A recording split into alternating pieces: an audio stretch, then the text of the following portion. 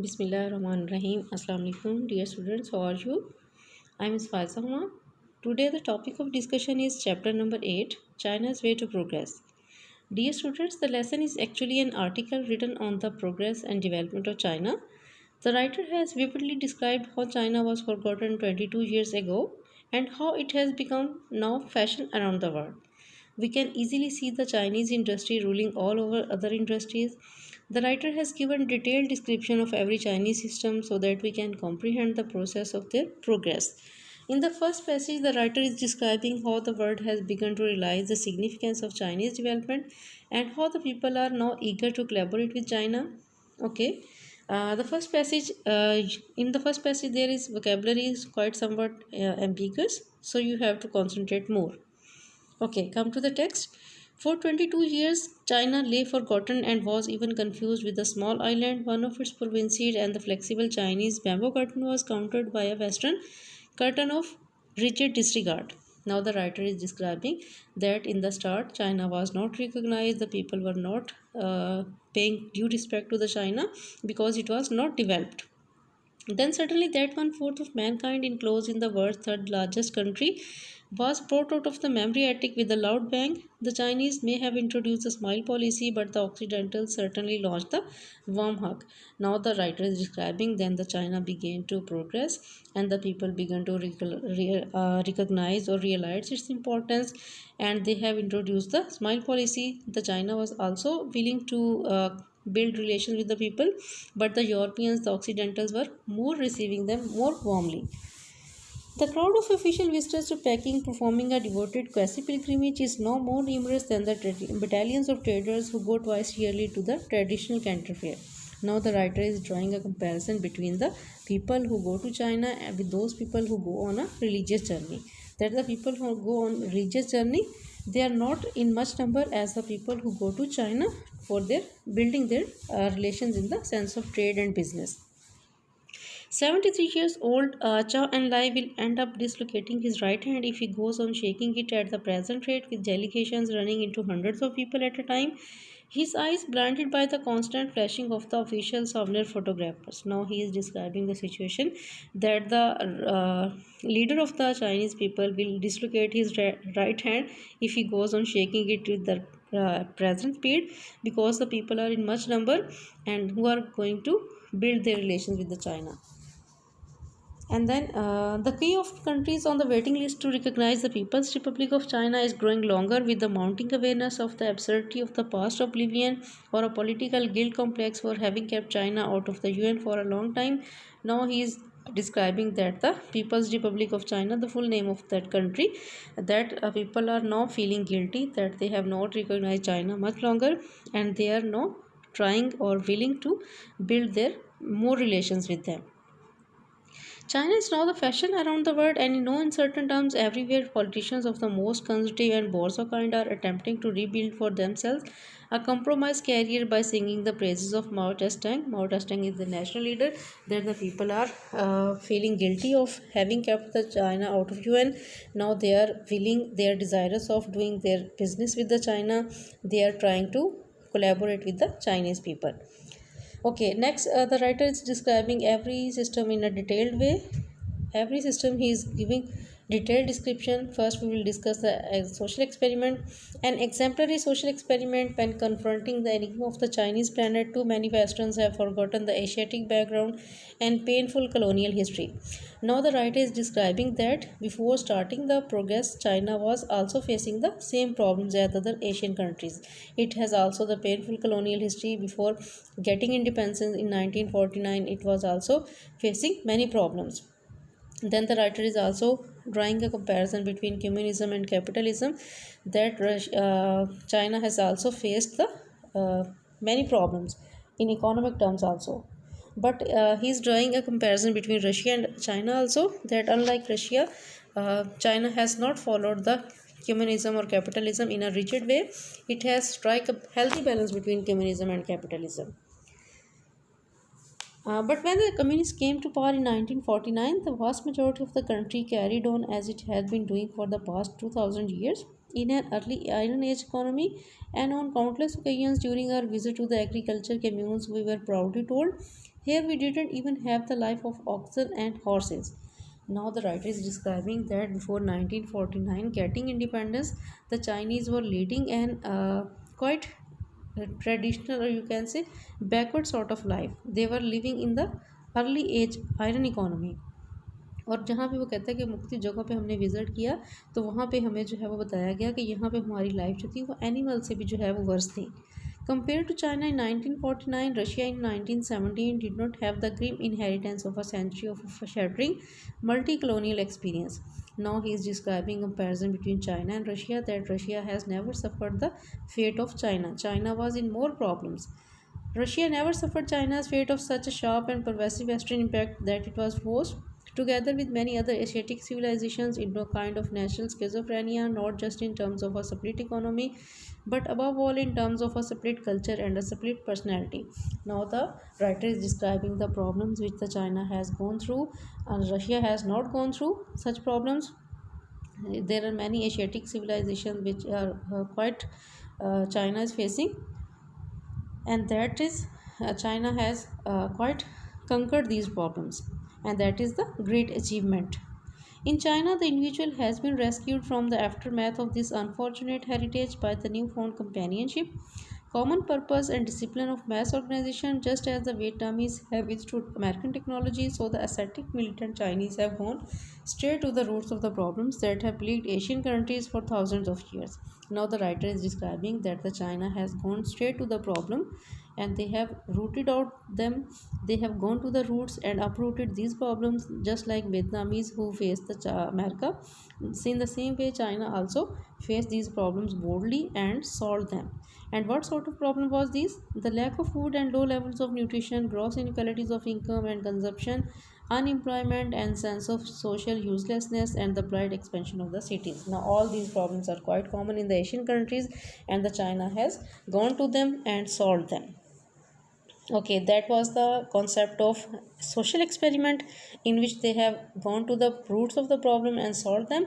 Then there is the concept of decentralized economy. Decentralized economy means that every industry is available at every part of the or every region of the country.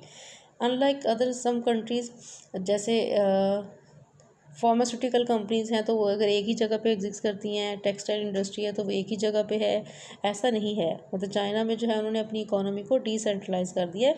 उन्होंने small industry जो है, जो cottage industry है, उसको build किया है, और जैसे अपने सिटीज़ को भी उसी तरह से जो है उन्होंने बूस्ट किया है, वही फैसिलिटीज़ दी हैं जैसे उनके विलेजेस हैं. ऐसा नहीं है कि एक ही जगह पर जो है वो सारी की सारी इकोनॉमी जो है वो बूस्ट कर रही हो और बाकी दूसरी जगहों पर जो है वो किसी चीज़ की भी अवेलेबिलिटी ना हो. ऐसा चाइना में नहीं है. The gigantic Chinese social experiment does not only concern Asia, however, but the West too, which has always claimed to have found the final answer to the problem of man and civilization. For years, the China have been striving to make the world realize, through their official interpreter and personal friend of Mao, Edgar Snow, that there are other important things in life besides an increased GNP. Now the point is that the writer is describing China is not making progress in the papers only, in not only in the sense of economic terms.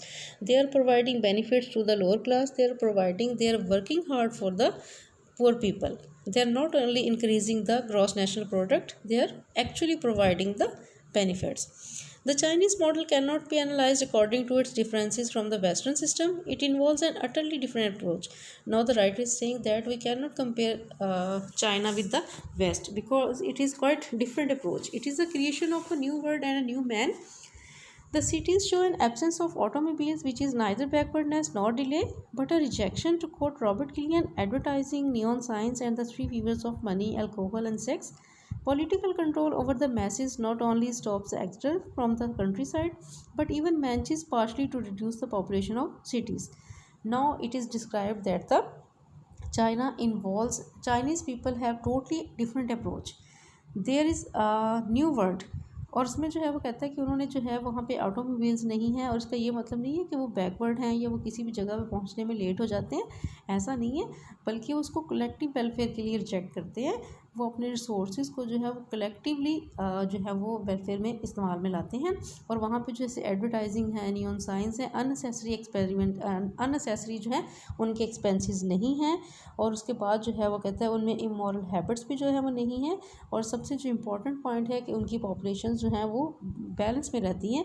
वो cities की तरफ जो है वो immigration को allow नहीं करते, वो अपनी विलेजेस में भी फैसिलिटीज़ प्रोवाइड करते हैं। In the year 2000, China will still be a powerfully agriculture and peasant country, for its modernization will have occurred without a flight from the fields, which is the price paid by the West. Now, the lesson was quite written for 2000, and the writer believes that in China, 2000, China will still be agricultural country, unlike the West, in which every Western country has become an industrial state and agriculture is quite absent. In China, the situation will not be so. In China too, the average size of farming concern is growing through the system of communes, with subdivisions into production brigades and teams. But the greater part of the peasant masses stay put and carry on their traditional intensive labor. Now the writer is describing that they are striking a healthy balance between the intensive agriculture, traditional agriculture system, and the modern system. They are not upsetting the balance. Agriculture mechanization is being introduced with considerable caution so as to avoid upsetting the balance. But the essential point of the matter is that the agricultural laborer, though possibly deprived of farming machinery, must not and does not want to be urbanized, but instead kept on the spot and incorporated in local small industries. Now, that is the thing which they have done. They have developed the concept of local small industries. They have not developed that the people should flee toward the cities for getting the main facilities. They have provided it at the local level. He does not flee to the cities because the industrial road passes through a technically oriented agriculture and a decentralized industry. Economic decentralization, which is perhaps the most important step in Chinese domestic policy since the Great Proletarian Cultural Revolution, has freed China from a traditionally cumbersome bureaucracy and developed local enterprise to the greatest possible degree of independence. Now, the writer is describing that the independence is given to every region and local industries, cottage industries developed at the local level. That's why people are not running toward the cities. There is the balance. The 26 Chinese provinces, which are as much as even 4,400 kilometers apart, could for that matter subsist on their own in the event of war, while anybody invading the country would be literally drowned in a sea of people. Now, the interesting point is there is that the Chinese provinces, which are 26 in number, they can subsist, they can stand on their own in any if there is any war or there is any other calamity, they will be standing on their own, and anyone who is attacking them will be drowned. This brings us to the human side of this Chinese experiment in creation of a new world. It is simply a matter of providing that Thomas Hobbes was wrong when he wrote in his Leviathan that man's condition is a condition of war with everyone against everyone. Now, what is China doing? That they are proving Thomas Hobbes that he believes man's condition is a condition of war. Chinese people don't believe so. They don't believe that man's condition is a condition of war. They are working for the collective welfare. They are caring for other people. They are not self-interested. They are selfless. What is taking place in the world's most populous countries, therefore, the education and re education of man? The heart of the matter is the need to root out selfishness and bring into existence selfless, dedicated men whose happiness consists of serving their fellow men in the fullest sense of the human community. In a humanism at the service of collective welfare, China is striving to conceive modernization a part of process of embellishment of the landscape, development of the people's cultural life for the benefit of all instead of for the benefit of the placing the needs of man before those of the machine. Now that is the thing, that they are not treating the people like machines. They are working for the collective welfare, they are looking for other people, they are caring for them, and that is the main thing. That's why their country is progressing. They are not self-interested, they are selfless people. And that is the human side of their psychology, that is the thinking, that is the difference of their thinking. Here is what the people Peking's People's Daily has to say, commenting on Mao's famous maxim, rely on your own forces. National machines and equipment are not entirely indigenous. Indigenous means locally, since they possess a number of foreign features. Now the writer is describing that the people are not using the foreign machines, they prefer the locally made machines. That's why their money is not wasted. their capital is quite safe. They may replace foreign machines because they are superior to foreign equipment. They don't require money or at any rate very little, and are capable of doing great things. Now he is listing the benefits of using the locally made machines, that it is quite promptly prepared and they give the better results. It takes much less time to use indigenous equipment which were not available, can be promptly prepared. Indigenous equipment can produce bigger, better, faster, and cheaper results. Finally, it can stimulate the revolutionary spirit of the masses, and with this revolutionary spirit, all difficulties can be overcome. Now, that is the main point, that there is the revolutionary spirit in the people, in the masses. They are quite loyal, they are quite patriotic towards their country, and they are willing to use the locally made machines, and that's why they are quite progressing. Okay, till now we have discussed almost half of the lesson. The remaining half lesson we will discuss in the next lesson इंशाल्लाह, next lecture. ठीक है, आपने इसकी अच्छे से reading करनी है. इसके जो भी डिफ़िकल्ट वर्ड्स हैं, अननोन वर्ड्स हैं, आपने उनको अंडरलाइन करना है. आपने मेरे से इसमें कोई भी क्वेश्चंस हो, क्वेरीज हो आपकी, आपने मेरे से पूछना है. ठीक है, इसका थोड़ा सा कॉन्सेप्ट जो है वो समझने में आपको थोड़ा सा डिफ़िकल्ट लग सकता है, लेकिन आप बार बार इसकी रीडिंग करेंगे तो आपको उसकी समझ आ जाएगी. ठीक है, नेक्स्ट लेक्चर में इंशाल्लाह हम इसका रिमेनिंग हाफ लेसन जो है वो, और इसके जो हैं वो MCQs, वर्ड मीनिंग्स, वो डिस्कस करेंगे, और क्वेश्चन आंसर जो हैं वो डिस्कस करेंगे. ओके, टिल देन अल्लाह हाफिज़.